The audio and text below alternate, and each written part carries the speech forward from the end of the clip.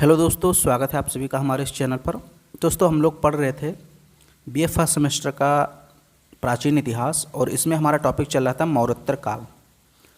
तो हम लोग विदेशी शासकों के बारे में पढ़ रहे थे, यानी जो भी विदेशी शासक स्थापित हुए थे मौर्योत्तर काल में, जैसे हिंद, यवन, शक, कुषाण, पहलो, इनके बारे में पढ़ रहे थे। तो आज हम लोग को पढ़ना है कुषाण वंश।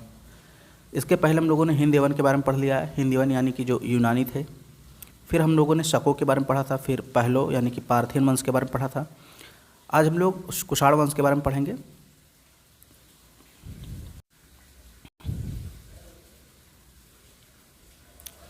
कुषाण वंश इसने पार्थियन शासन का अंत कर स्वयं की सत्ता स्थापित की थी। तो इसके पहले पार्थियन वंश था।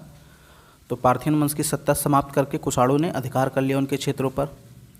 इन्हें यूची या तोचेरियन भी कहा जाता है। ये कुषाण को क्या कहा जाता है? यूची या तोचेरियन। इनका मूल निवास स्थान कहाँ पे था? चीन का जो तुर्किस्तान इलाका है, यानी कि चीन का जो पश्चिमोत्तर प्रांत है, पश्चिम और उत्तर प्रांत है, वहाँ के ये लोग निवासी थे, तुर्किस्तान वाले इलाके के, चीन के पास। वहीं से ये लोग भारत में आए थे। प्रमुख शासकों की बात करें तो सबसे पहला शासक आता है इसमें कुजुल कडफिसस।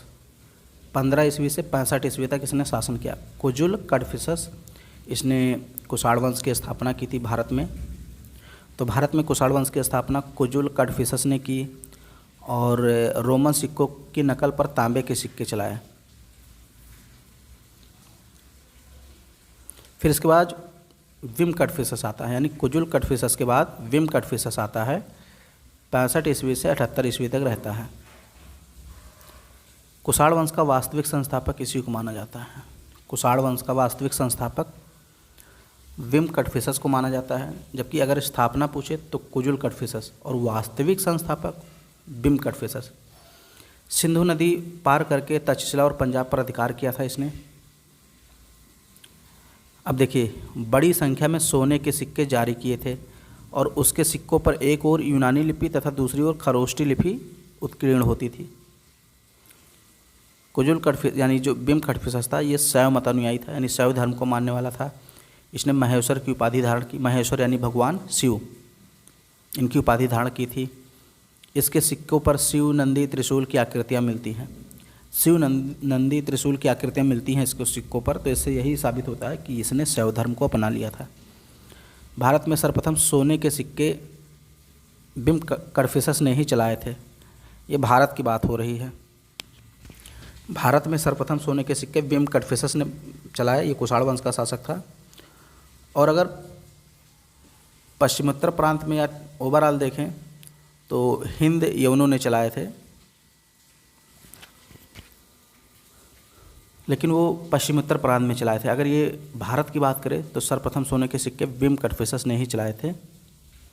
अपने शासन काल में अनेक उपाधियाँ इसने धारण की, जैसे महाराज, राजाधिराज, महेश्वर, सर्वलोकेश्वर, इन सभी की उपाधियाँ इसने धारण की। तो कुजुल कडफिसस, विम कडफिसस, ये दो हो गए। अब हम लोग कनिष्क के बारे में पढ़ने जा रहे हैं। बहुत ही इंपॉर्टेंट शासक है कुषाण वंश का। सबसे महान शासक था कनिष्क। 78 ईस्वी में इसने अपना राज्याभिषेक किया और इसी उपलक्ष्य में इसने शक संवत चलाया। यानी जब इसका राज्याभिषेक हुआ 78 ईस्वी में, उसी के समय इसने शक संवत जारी किया।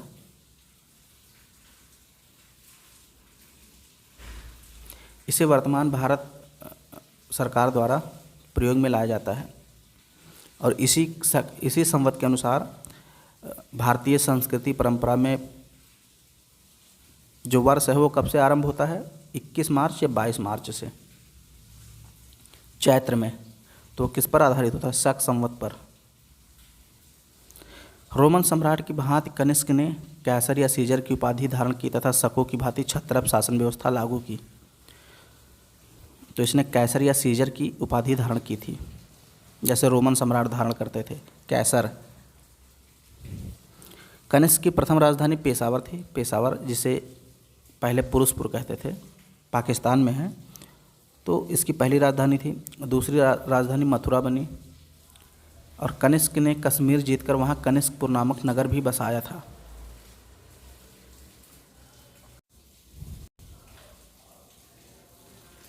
कनिष्क ने बौद्ध धर्म का मुक्त हृदय से संपोषण एवं संरक्षण किया, यानी बौद्ध धर्म को इसने संरक्षण दिया। उसके समय में कश्मीर के कुंडल वन में वसुमित्र की अध्यक्षता में चतुर्थ बौद्ध संगीति का आयोजन हुआ।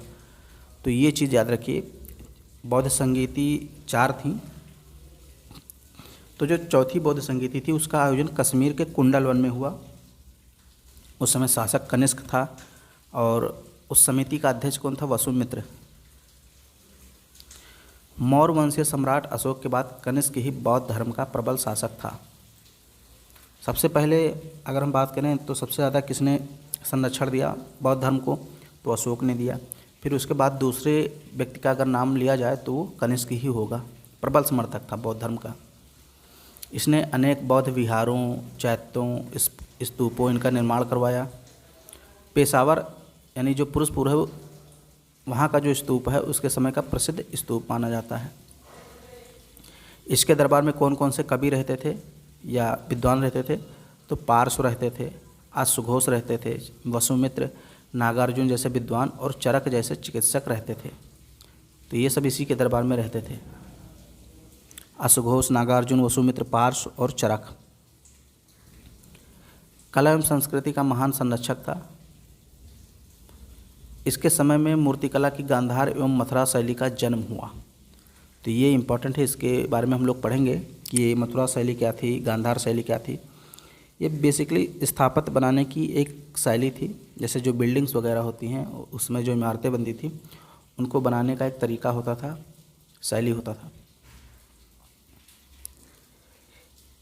कनिष्क ने चीन से रोम को जाने वाली सिल्क मार्ग पर अपना नियंत्रण स्थापित किया था।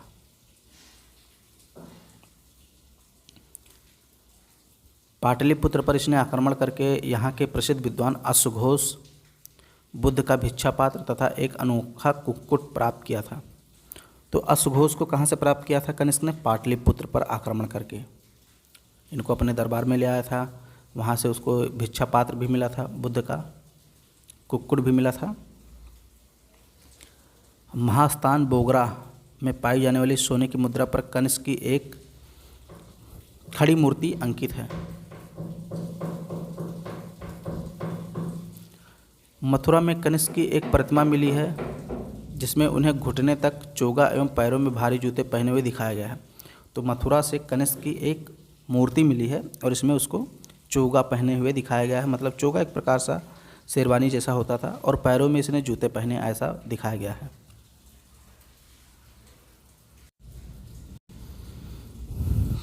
कनिष्क का चीन के शासक पांचाल से युद्ध हुआ था जिसमें पहले कनिष्क की पराजय हुई, फिर बाद में जीत जाता है।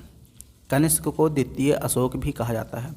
द्वितीय अशोक इसीलिए कहा जाता है क्योंकि अशोक ने सबसे ज़्यादा संरक्षण दिया था, सबसे ज़्यादा समर्थन किया था बौद्ध धर्म का।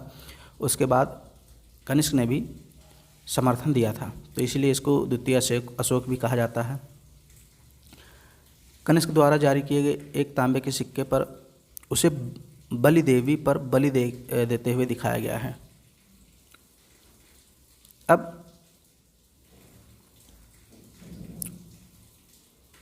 अगला जो महत्वपूर्ण शासक है वो है हुइस्क। ये भी जो है कुषाण वंश का शासक था। इसके बारे में कुछ ज़्यादा जानकारी नहीं मिलती है, लेकिन इसके पहले एक शासक बनता है वाशिष्क, उसके बारे में भी जानकारी नहीं मिलती है। तो कनिष्क के बाद जो महत्वपूर्ण शासक बनता है वो वाशिष्क बनता है और वाशिष्क के बाद हुविस्क बनता है। हुविस्क जो था वो वाशिष्क का उत्तराधिकारी था और हुविस्क ने कश्मीर में हुविस्कपुर या हुस्कपुर नामक नगर की स्थापना करवाई, जिसका उल्लेख कल्हड़ की राजतरंगड़ी में किया गया है। तो ये हुविस्क के बारे में है। और अगर कोई पूछे हुविस्क के पहले कौन बना था तो वाशिष्क बना था, उसके बारे में जानकारी नहीं मिलती है।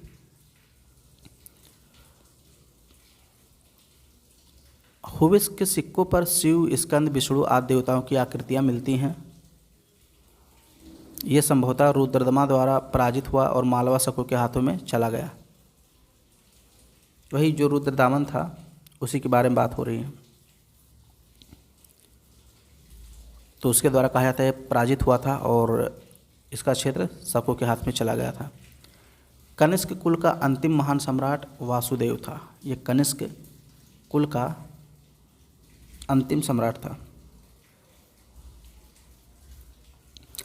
अब मैंने कहा कि कनिष्क के दरबार में कुछ विद्वान थे, उनके बारे में थोड़ा पढ़ लेते हैं। तो अश्वघोष जो हैं, इनको पाटलिपुत्र पर विजय प्राप्त करने के बाद वहाँ से लाया था कनिष्क ने। तो ये अश्वघोष हैं, चतुर्थ बौद्ध संगीति के उपाध्यक्ष थे, उच्च कोटि के साहित्यकार थे। इन्होंने बुद्ध चरित्र और सूत्रालंकार की रचना की है। तो ये याद रखना, बुद्ध चरित्र और सूत्रालंकार की रचना अश्वघोष ने की। फिर नागार्जुन की बात करते हैं। तो ये दार्शनिक और वैज्ञानिक थे। इनकी तुलना मार्टिन लूथर से की जाती है। इन्होंने अपने ग्रंथ माध्यमिक सूत्र में सापेक्षता के सिद्धांत का प्रतिपादन किया। तो इनका ग्रंथ था माध्यमिक सूत्र, नागार्जुन का। फिर वसुमित्र की चर्चा करते हैं। तो ये चतुर्थ बौद्ध संगीति के अध्यक्ष। प्रसिद्ध ग्रंथ इनका महाविभास शास्त्र था, जो बौद्ध जातकों पर टीका था। बौद्ध धर्म का विश्वकोश भी कहा जाता है। तो वसुमित्र कौन थे? ये चतुर्थ बौद्ध संगीति के अध्यक्ष थे और चतुर्थ बौद्ध संगीति के उपाध्यक्ष अश्वघोष थे। चतुर्थ बौद्ध संगीति कश्मीर के कुंडलवन में हुई थी, उसमें शासक कनिष्क था। वसुमित्र का एक ग्रंथ है महाविभास शास्त्र, इसको बौद्ध धर्म का विश्वकोश कहा जाता है, ये भी याद रखिए। फिर इसके बाद चरक के बारे में याद रखिए, ये आयुर्वेद के आचार्य थे और कनिष्क के राजवैद्य थे। तो एक कुषाण वंश था, हम लोगों ने पढ़ लिया, यानी कि जितने भी विदेशी वंश थे, जैसे हिंद यवन जिनको यूनानी कहते हैं, फिर शक, फिर पहलो को पार्थियन भी कहते हैं, और फिर कुषाण, ये सारे विदेशी वंश थे जो मौर्योत्तर काल में भारत के अलग अलग स्थानों पर स्थापित थे। इनके बारे में हम लोगों ने पढ़ा। अब हम लोग मौर्योत्तर काल की जो प्रशासनिक व्यवस्था है, सामाजिक व्यवस्था, धार्मिक व्यवस्था, आर्थिक व्यवस्था, उसके बारे में कुछ पॉइंट है जो पढ़ेंगे अगले वीडियो में। ये वीडियो पसंद आए तो इसको लाइक कर दीजिए, चैनल को सब्सक्राइब कर लीजिए और अपने सभी दोस्तों में शेयर कर दीजिए।